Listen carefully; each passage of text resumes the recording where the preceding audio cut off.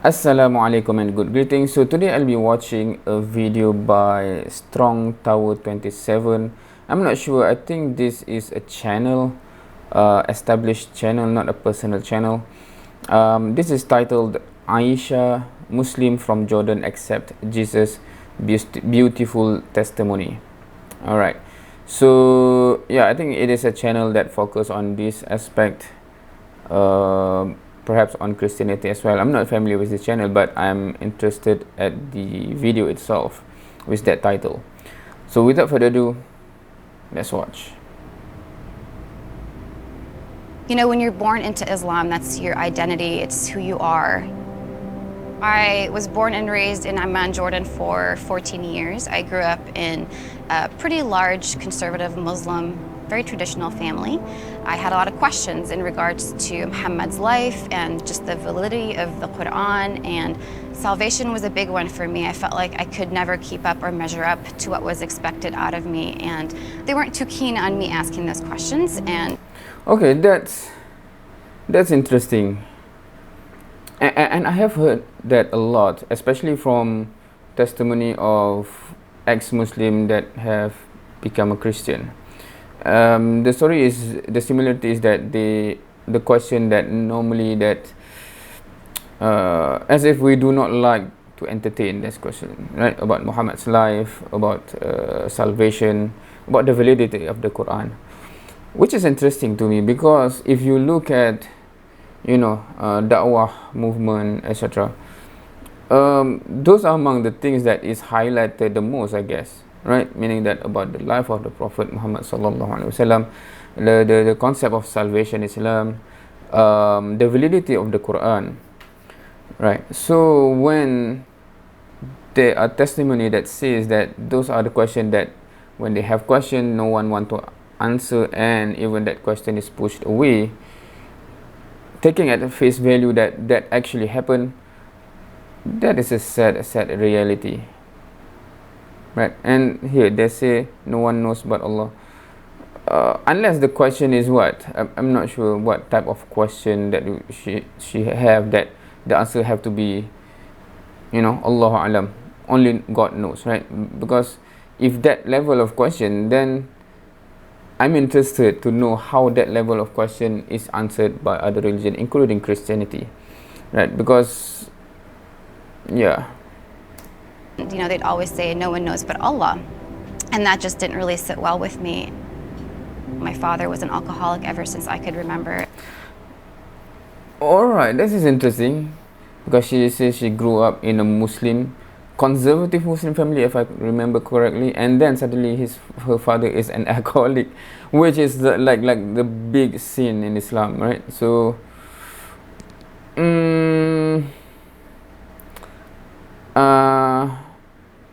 obviously we have to take any story at the face value, right? So then I would say that unfortunately the parent is not a good example of Muslim or Islam, and unfortunately she faced that circumstances which, if she mapped that to Islam, or she say this is associated to Islam, so unfortunate. And my earliest memory of him was when I was 5 years old, and him kicking me to the ground and spitting at me. And not only alcoholic, but also this kind of behavior. One is, if any Muslim actually behave like this, that means that we are in a crisis, because this is nowhere near how Muslims should behave, right? Obviously. Calling me names that no father should ever call his 5-year-old daughter. My home life continued to get worse in Jordan, and my mother, who's an American, was mortified. She was... Okay, this is interesting. How? Because the premise at the very beginning, when she says she comes from, obviously the country, maybe we have some assumption, oh okay, from that background, and then conservative Muslim background, right? But suddenly her father is have that, and then her mother, it's not wrong to be, I think, American, but that's because that's not what I picture when she said conservative Muslim family. Was afraid for her life and our lives, and my mom encouraged my dad to bring us to America to better our English for, jobs down the road or schooling, and he agreed to. So they moved us from Jordan to America in the year of 2000, and when my dad would come and visit, his alcoholism just got worse and worse. That's when I met a boy in high school and we fell in love, and it felt good to be loved by someone, and one thing led to another, and I found myself on my parents' bathroom floor holding a positive pregnancy test at the age of 17. Had I gone to my dad, culturally, he would have murdered me, and I'm not just saying that figuratively, but that was my reality. He would have murdered me, and had I gone to my mom, she would have told my dad, and same thing would happen. So I didn't really have anybody to confide in, and the only person that I confided in was the boyfriend that I was dating at that time. And so this is quite interesting circumstances, and I not to say I really like this kind of video, but compared to the normal testimony video that I've watched, it seems more real, because then I can understand her history lead to where she is now, and from a human perspective I can understand that you have a father that is not a loving father, far from it, and then you have someone that you can put your trust on, and then that leads to the rest of the story, right? So it is understandable, because some of the testimony story is like, meaning this is like written by someone that really do not fully understand about Islam or whatever, so it's kind of bizarre whenever I watch those kind of videos. But this seems real, which is still unfortunate that unfortunately she had a father like that, which is, it's not from Muslim life to Christian life or Jesus, right? It's more on from abusive family to a more peaceful that happened to be Christianity. We felt like we didn't really have a whole lot of options, and the only option like we felt we had was to go through with an abortion. That was very hard for me because I've always valued life. I would daydream about what it would be like to hold my baby one day, and to have gone through that was very devastating for me. And I struggled with shame, embarrassment, and depression, anxiety, and self-worth. And I was trying to fill that pain and that void in my life with things of this world that just made that pain and that void in my life so much bigger. And I was just going down a dangerous, dark, and downward spiral in life. I knew that my sins were deemed unforgivable in Islam, and I knew that I was so extremely hated by Allah. And so this concept that she have here, right? Well, Muslim would say that, what? Where do you get this from? Because clearly in terms of Islamic concept that Allah can forgive all sin except for shirk, right? So, and then suddenly extremely hated by Allah. So for those who are familiar with the Quran, tadabbur it a lot, or understand the basic concept of Islam, then you know that Allah always forgive those who come back, etc. Those concepts are again and again emphasized. So unfortunately, this kind of concept that she had, I'm not sure where it's come from. Maybe unfortunate family background or whatever. So from her perspective, she is running away from Islam, but those are not ex-Islam to begin with, right? That's a distorted perception about Islam that you are running away from. Yeah. And at that time, I was trying to search for some form of forgiveness and hope, and that's when I went to the Quran. I actually opened the Quran, and I stumbled upon Surah 4, 168 through 169, and it goes something like this. I'm kind of paraphrasing it, but Allah does not forgive those who reject the faith and do wrong, and that He doesn't lead them into a better path. And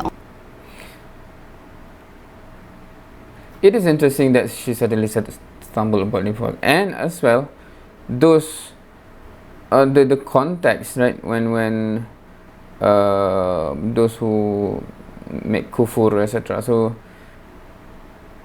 yeah, if we have, okay, let's see. I didn't think, I'm not sure whether this portion I will still put it in, because it will take time from the actual video or reaction, because normally I have the habit to just go back to the verse and see is there anything that is missed here. So this is Surah An-Nisa, which is interesting. If you go to Surah An-Nisa and you reach 160 plus, but you miss out all the earlier passage or verses, right? Because there's a lot of verses before this that should not give you a mistaken understanding. Okay, so many verses to go through. Okay, 168. Okay, 168. Innal ladzina kafaru wa zalamu. It's not commit wrong, right? 168. Innal ladzina kafaru wa zalamu. Right, so those are too big. It's not, because if she relates that to her mistake, how can she, because this is because if you read from the verse before, this is for those who actually not only they reject the truth, innal ladzina kafaru wa saddu an sabilillah, but also prevent other people from finding out the truth, right? So those are kind of crime. So, and then innal ladzina kafaru wa zalamu, so those who reject the truth and then do zalim, right? So it's not, if you take that understanding and as if it is anyone who commits sins, that's a mistake in terms of understanding. And then 169, yeah, so that's a continuation, right?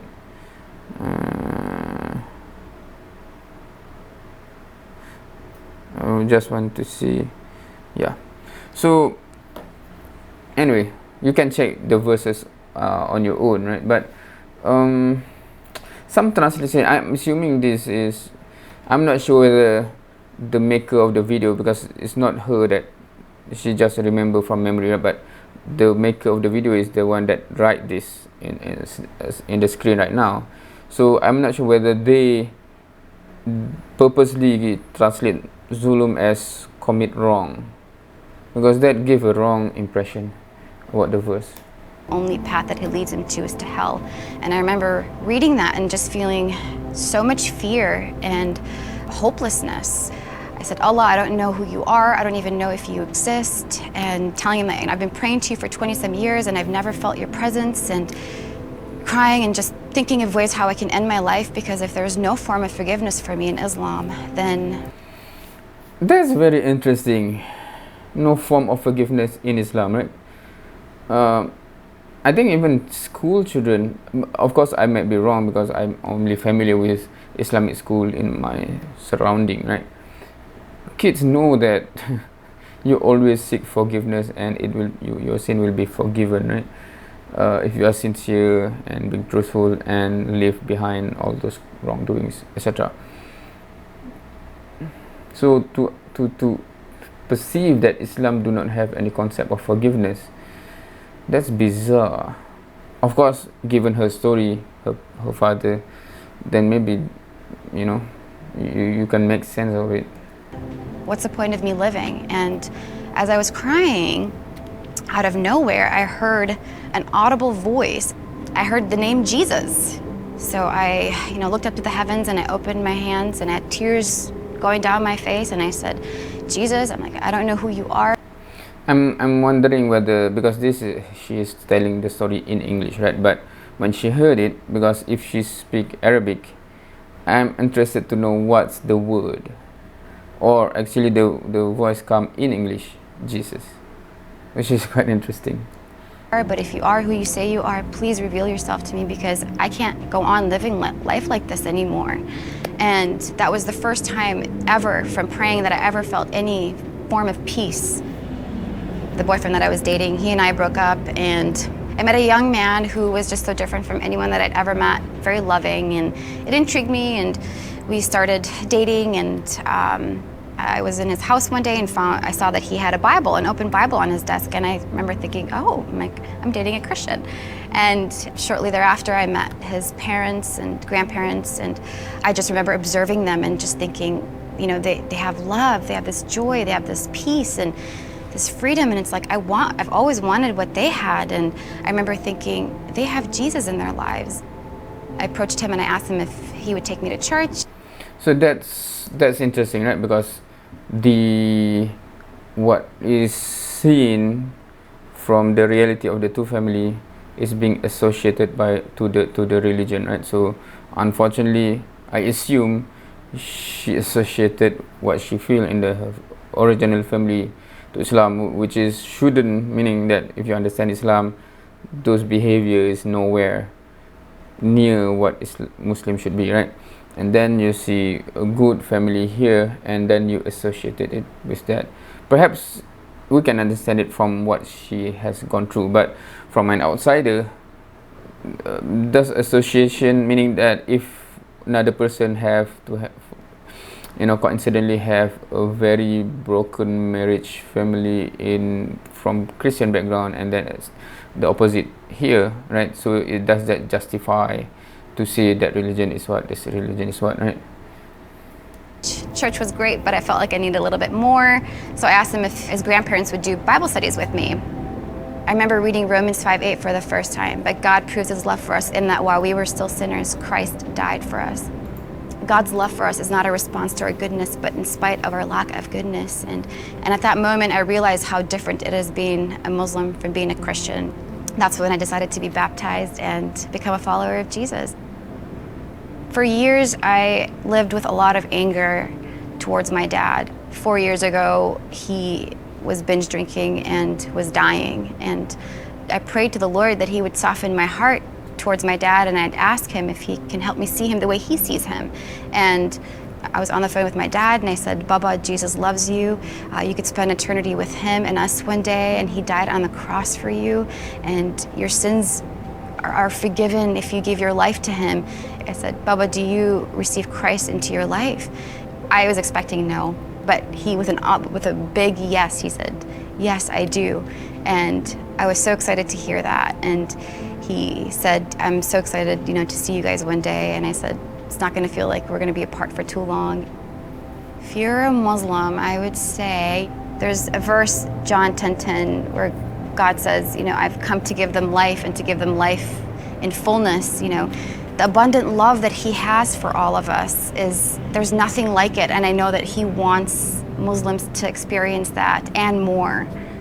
I lived with so much shame, with so much condemnation, with all these things that just weighed me down all these years. And the only freedom that I found from that was only through Jesus Christ.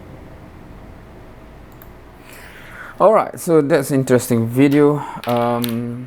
Now, one thing that I think that saddens me is okay, her story is her story, but if there are any Muslim out there that actually feel like there's a lacking of God's love in Islam, right? So it is sad, meaning that the question that I have is, from where do we have our understanding of Islam from, right?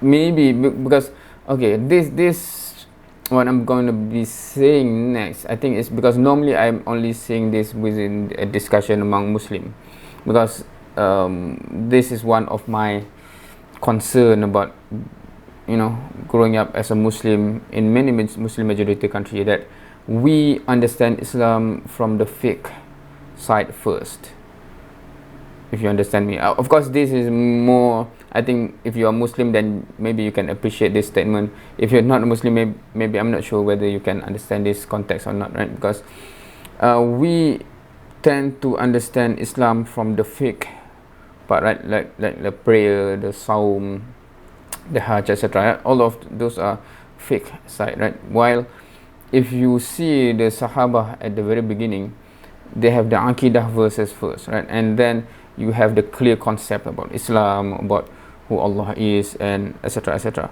right? Before the fiqh comes in.